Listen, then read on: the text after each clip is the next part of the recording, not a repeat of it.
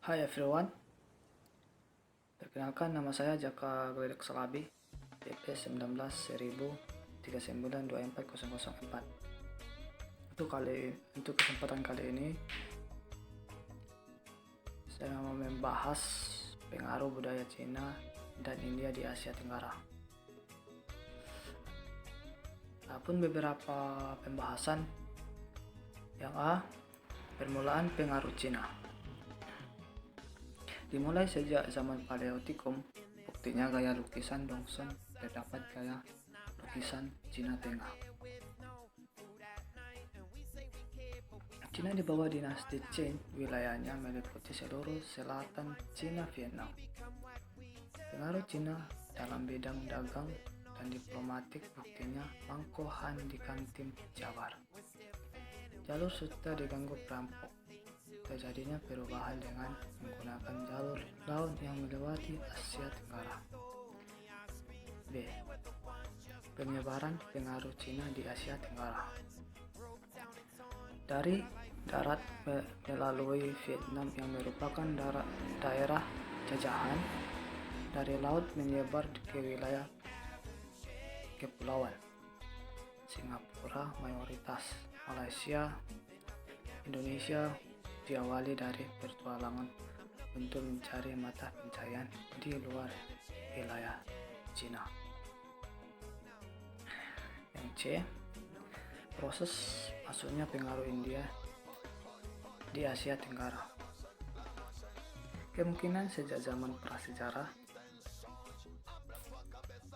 karena adanya pedagang India maupun Asia Tenggara saling mengunjungi pelabuhan sehingga terdapat koloni dua kecil pedagang India di bandar-bandar Asia Tenggara dan juga di sebaliknya.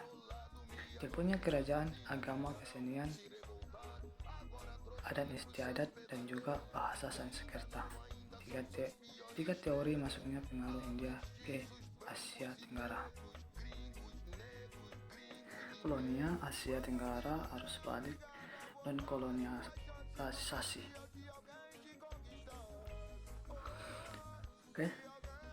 Yang D, kerajaan-kerajaan awal yang polakan India.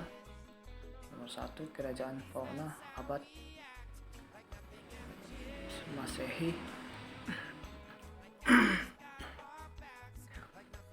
Kerajaan maritim tertua yang terletak di Kamboja Selatan mendapat keuntungan dari keterbunuhnya jalur Sutera.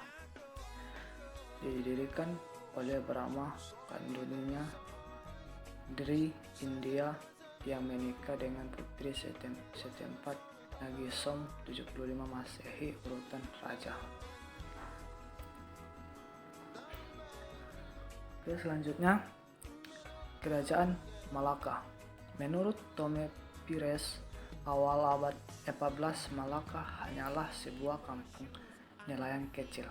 Kemudian menjadi penting setelah kedatangan para Meswara 1390 sebagai seorang pelarian dari Palembang karena tidak mau tunduk dengan Majapahit.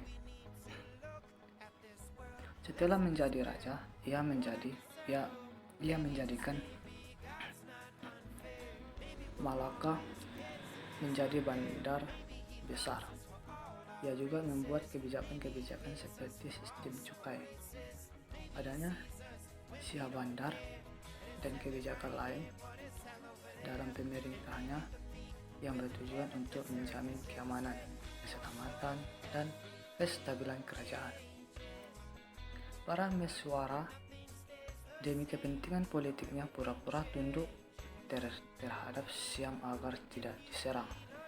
Namun kemudian ia kerjasama demi Cina agar bisa mendapatkan perlindungan dari serangan Siam dan Majapahit.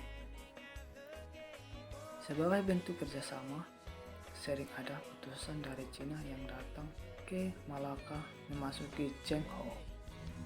Bentuk hubungan antara Malaka dan Cina semakin membaik dengan sumpah setia yang diucapkan Prameswara terhadap Kaisar Cina. The next, dalam perkembangan raja-raja setelah Parameswara seperti Iskandar Shah tetap menjaga hubungan baik dengan Cina. Bahkan Sri Maharaja 1424 sampai 1444 juga pergi ke Cina untuk mendapatkan pengesahan kedudukan dari Kaisar Cina. Bahkan saat Siam mengancam Malaka 1431, Cheng Ho memperingatkan Siam sehingga serangan itu batal. Parameswara Dewa Xia 1444 sampai 1445, Muzaffar Shah 1445 sampai 1459, Siam kembali menyerang pada 1445 sampai 1446, namun dapat dipukul mundur.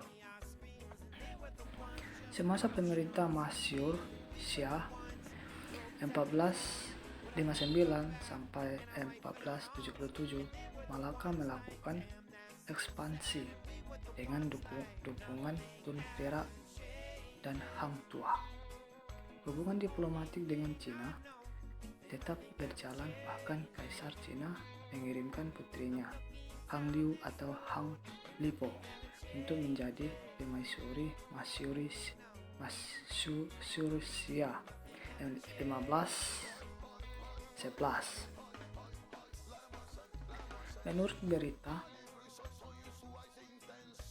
dinasti Ming pada tahun ini Sultan Muhammad diusir oleh Portugis dan ia melihat bantuan ke Cina. Lalu Cina memerintah Portugis untuk menarik mundur dan menyuruh negara-negara lain di Asia Tenggara untuk membantu Malaka. Namun pemerintah ini diindahkan, sehingga sejak saat itu bangsa-bangsa Eropa mulai berperan di Asia Tenggara. Oke, baik, sekian dan terima kasih atas presentasi saya ini.